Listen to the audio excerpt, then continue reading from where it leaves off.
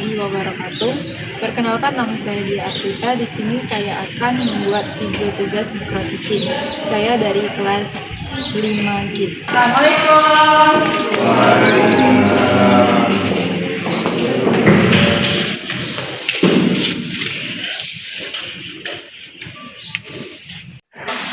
Oke, bagaimana kabarnya anak-anak? Alhamdulillah baik.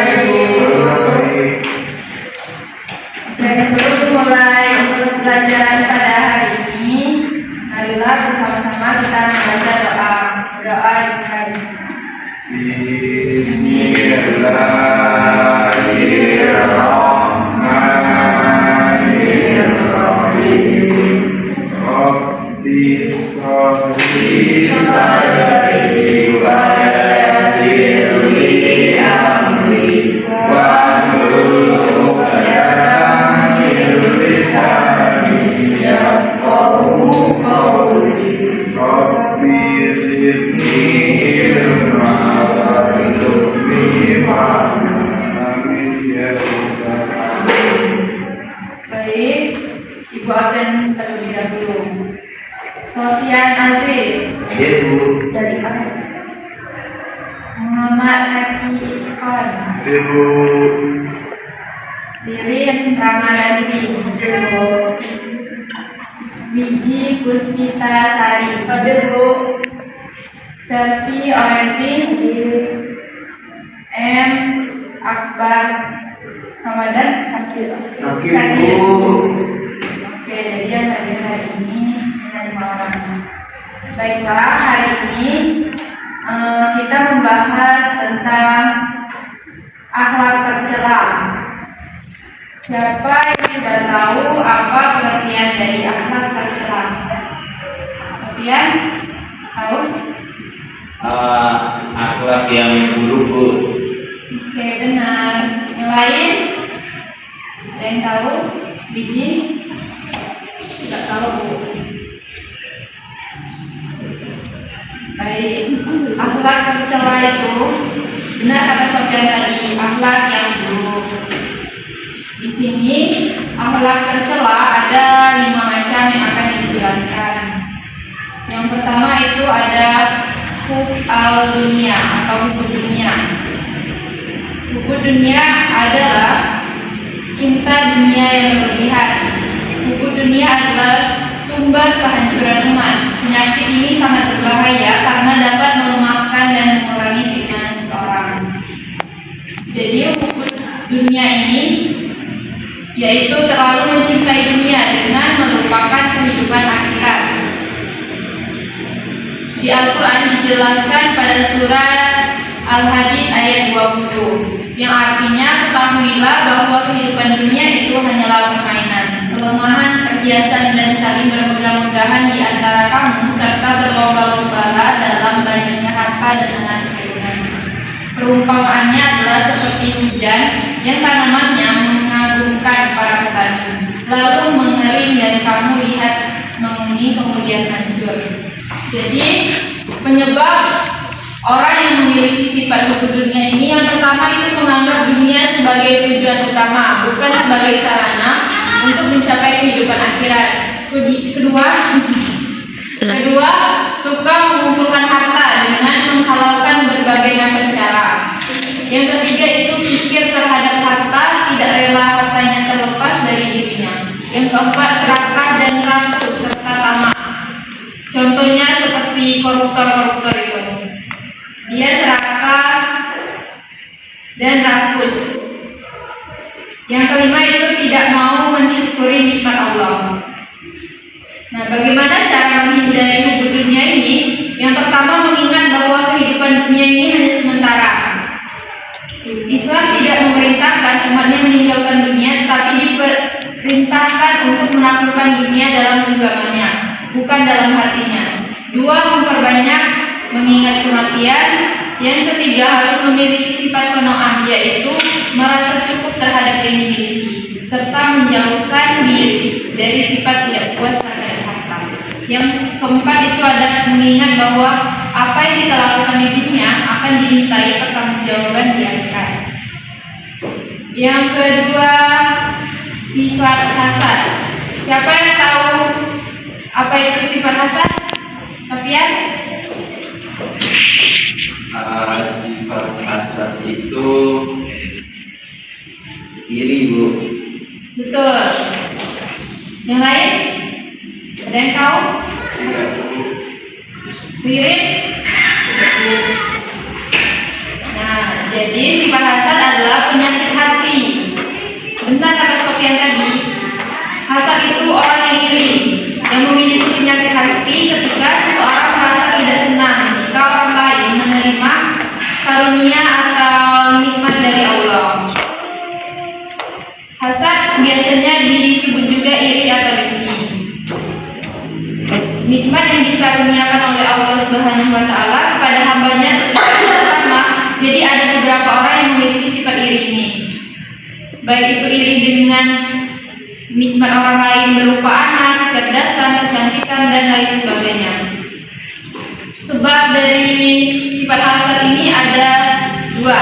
Yang pertama, adanya rasa permusuhan dan kebencian kepada seseorang. Yang kedua, adanya sifat takabur atau sombong, yakni merasa diri sendiri paling baik, paling benar atau paling hebat. Yang kedua, adanya sifat takabur atau sombong. Nah, cara menghindari perilaku hasad ini: satu, memperbanyak bersyukur atas nikmat yang diberikan Allah. Dua, menanamkan kesadaran bahwa sifat hasad akan membawa seseorang menderita batin. Ketiga, menumbuhkan kesadaran bahwa akibat dari sifat ini itu adalah permusuhan yang akan membawa kepada petaka. Yang ketiga, kita masuk ke sifat ujub. Ada yang pernah dengar apa itu sifat ujub? Riri? Ada Pak Riri? Menjadi tertutup. Nanti ngerjain tugasnya. Tahu apa itu sifat ujub? Ujub. Ya.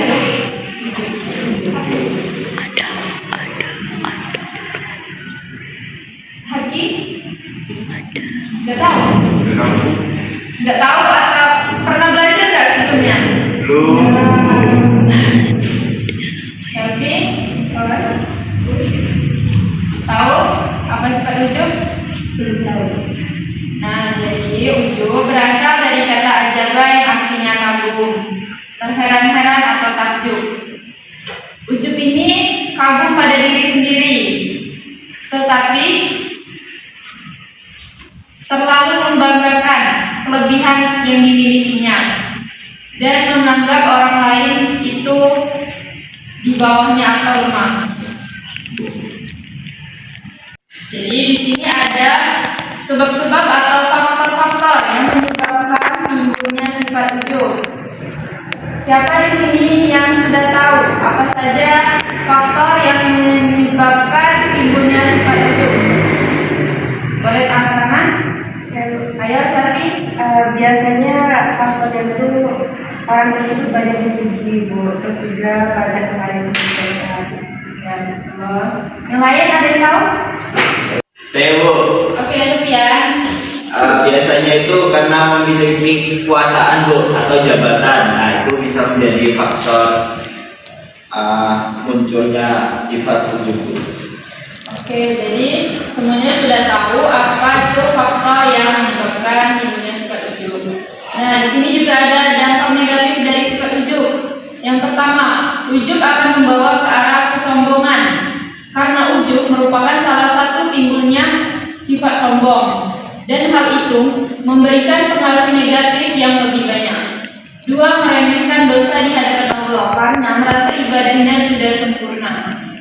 Ketiga, itu merupakan nikmat atas pemberian dari Allah. Yang keempat, tidak takut akan azab dan kemurkaan Allah. Dan terakhir, mengumpulkan pahala. Yang keempat, sifat sombong. Jadi sifat sombong atau takabur adalah sifat yang membanggakan diri sendiri, hampir sama dengan ujub tadi. Namun ujub dan sombong ini berbeda karena ujub tidak memerlukan orang lain, sedangkan sombong ini membutuhkan orang lain sebagai pembandingnya. Ada yang bisa memberikan contoh dari sifat sombong? Sofian?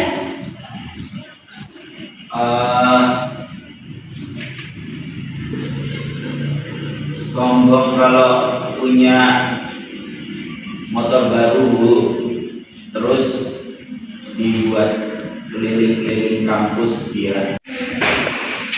Ada yang bisa memberikan contoh dari sifat sombong? Bu, Oke, Sofian. contohnya itu saya memiliki motor baru, Ya, terus lagi motornya sudah jelek, terus saya pamer ke Haki, sombong, motor saya baru. Iya, nggak kayak punya Haki, jelek. Ya, betul. Jadi sifat sombong itu banyak sekali menimbulkan dampak negatifnya.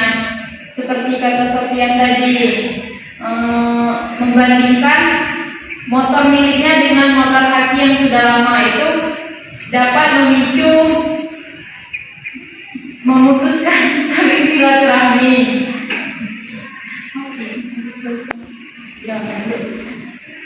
Yang kedua, menjadi penghalang masuk surga karena tidak memiliki akhlak seorang mukmin. Kedua, mendapatkan hukuman di dunia karena kesombongannya seperti dijauhi oleh teman-temannya. Ketiga, itu membuat orang lain membenci perilakunya. Yang kelima, ada sifat riya. Sifat riya menurut bahasa berasal dari kata al-riya, artinya yang menampakkan, yaitu memperlihatkan suatu amal kebaikan kepada sesama manusia, yang mana tujuannya untuk mendapat pujian dari orang lain, bukan karena Allah semata. Berarti tidak ikhlas dalam mengerjakan kebaikan, maunya dipuji oleh orang lain. Dengan demikian, riya adalah melakukan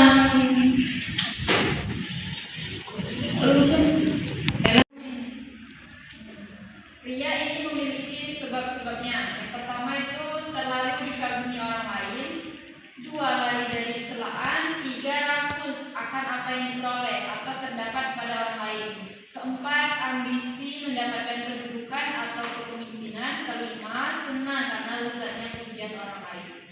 Nah, dampak negatif dari riya ini, pertama, riya lebih berbahaya daripada fitnah dajjal.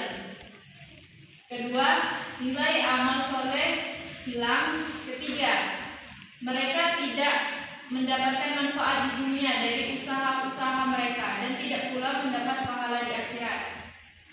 Karena tujuannya tadi untuk dipuji orang lain, yang ini dia tidak ikhlas melakukan kebaikan tersebut.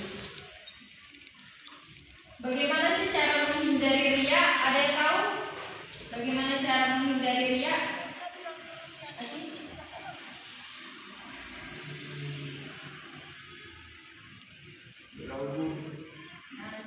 Jadi cara menghindari riya itu menghindari sikap suka pamer atau memamerkan perbuatan baik.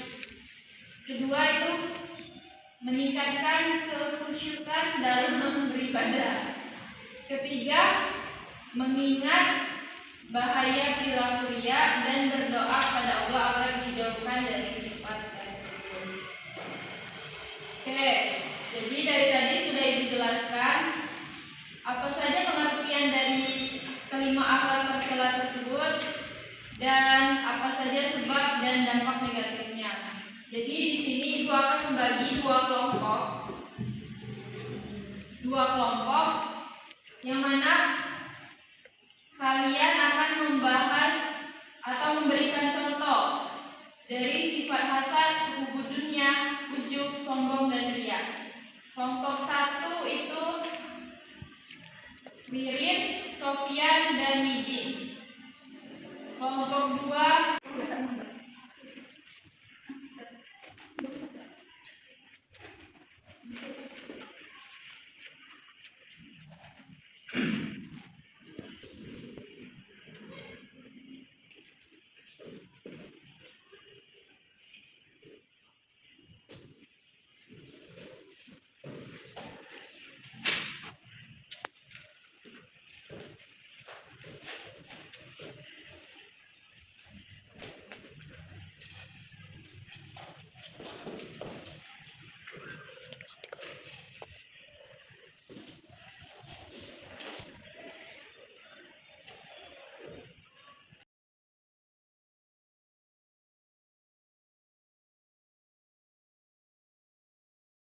Di sini sudah Ibu bagi dua kelompok.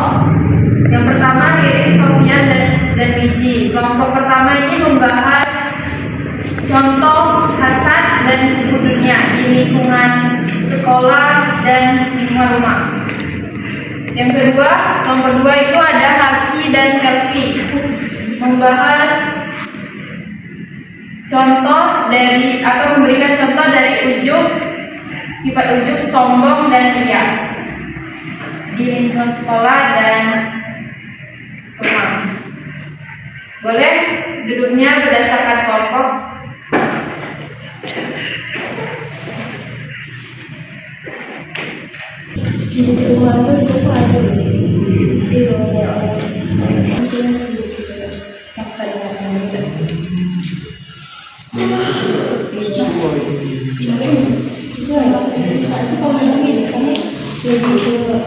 Belum spesifik itu masih umum.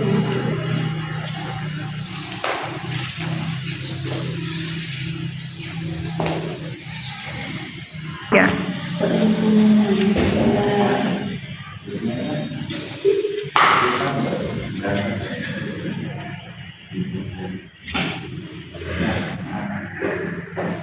Tidak ada waktu.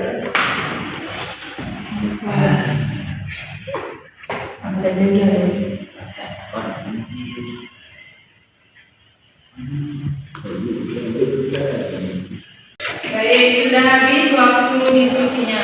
Siapa kelompok yang mau maju duluan untuk mempresentasikan? Ya, kelompok satu. Kelompok dua.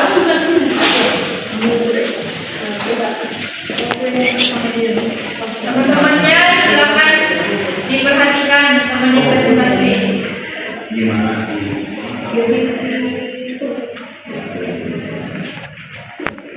Oke, assalamualaikum warahmatullahi wabarakatuh.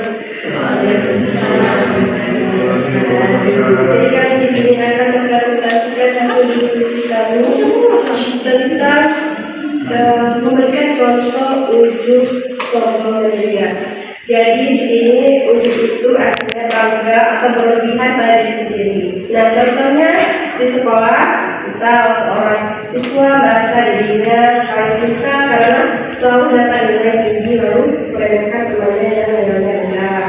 Dan kalau di rumah, Anda merasa paling rajin karena sering membantu orang tua lalu menganggap saudaranya malas gitu. Nah, terus sombong. Sombong itu berarti mereka yang merasa lebih hebat dari orang lain. Contohnya di rumah tidak mau bermain dengan teman yang dianggap kurang jauh atau miskin gitu ya. Nah, terus di rumah jangan kurang Sofian nggak boleh ikut nanti soal jangan saya kalau duduk besok ya.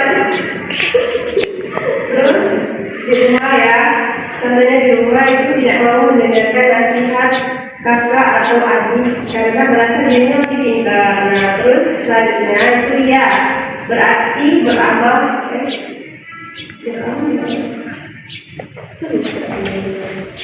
oh ya, maksudnya beramal untuk pamer gitu ya. Nah, terus contohnya di sekolah kita sholat duha di sekolah dengan suara keras supaya guru dan teman mendengar kayak pamer lah gitu. Nah, terus di rumah itu membantu orang tua membersihkan rumah tapi sambil berharap dipuji atau dipoto lalu dipamerkan di media sosial atau di sekolah gitu ya. Sekian hasil dari kami. Kami ucapkan terima kasih. Assalamualaikum warahmatullahi wabarakatuh. Ada pertanyaan? Baik, ada pertanyaan dari presentasinya. Oke, kalau sudah cukup, kami akhiri. Tidak usah. Baik, oke, silakan dimasuk kelompok satu. Oke, terima kasih. Kelompok dua. Iya, bukan untuk teman-temannya. Ayo lanjut kelompok dua maju. Lanjut kelompok satu maju.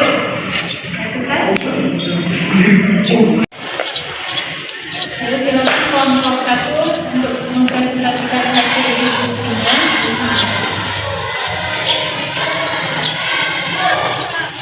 Baik, assalamualaikum warahmatullahi wabarakatuh. Waalaikumsalam warahmatullahi wabarakatuh. Ini kami kelompok 1 akan mempresentasikan hasil diskusi kami. Untuk contoh dari hasad di lingkungan sekolah itu, seorang siswa merasa iri ketika temannya mendapat juara kelas, lalu menyebarkan gosip buruk agar temannya tersebut dijauhi.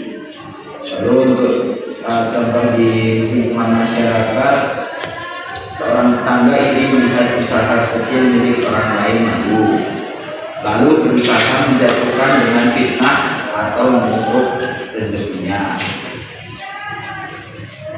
Baik, untuk bukunya di lingkungan sekolah, yang pertama pamer barang mewah, contohnya seperti HP, sepatu, tas, dan furniture rumah yang sederhana. Itu speakernya. Dapat mengukur kesenjangan iri hati dan kebersihan antara teman. Kalau untuk di lingkungan masyarakat yang ubud dunia, korupsi atau curang dalam usaha demi memperkaya diri, dampaknya dapat merusak kepercayaan, membawa dosa, dan merugikan banyak orang lain. Ya, terima kasih. Dari kelompok 1. Oke, terima kasih kepada kelompok 1. Silakan beri tepuk tangan untuk teman-temannya.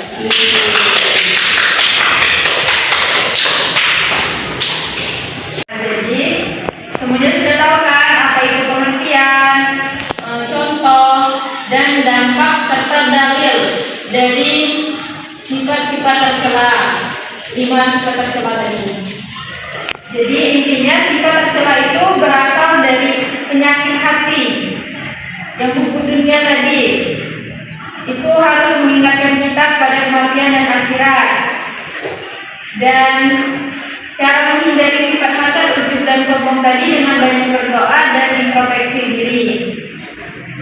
Dan untuk menghindari sifat dia itu dengan ikhlas dalam beramal. Jadi ada yang mau ditanyakan dari penjelasan yang sudah Ibu sampaikan tadi? Tidak, Bu? Tidak. Baik, semuanya sudah mengerti. Baik, sebelum Ibu menutup pelajaran kita hari ini, marilah kita bersama-sama membaca sholawat nariyah. Sofian, pimpin sholawatnya. Baik teman-teman, untuk menambah keberkahan belajar kita hari ini, mari kita membaca sholawat nariyah bersama-sama. Bismillahirrahmanirrahim. Allahumma sholli sholatan kamilatan wa sallim salaman taman ala sayyidina Muhammadin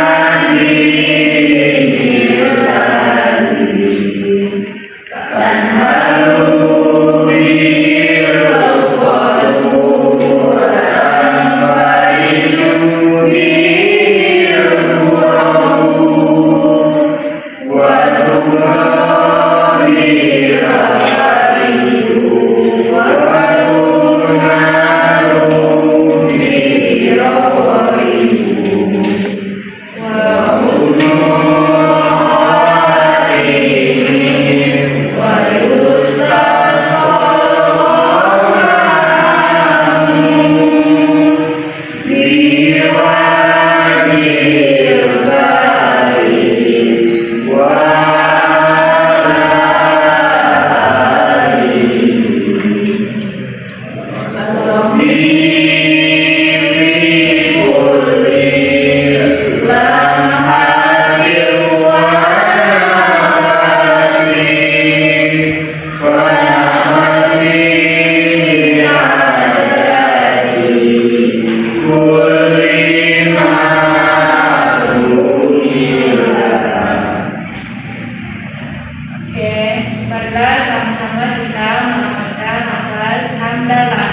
Alhamdulillahirabbil alamin.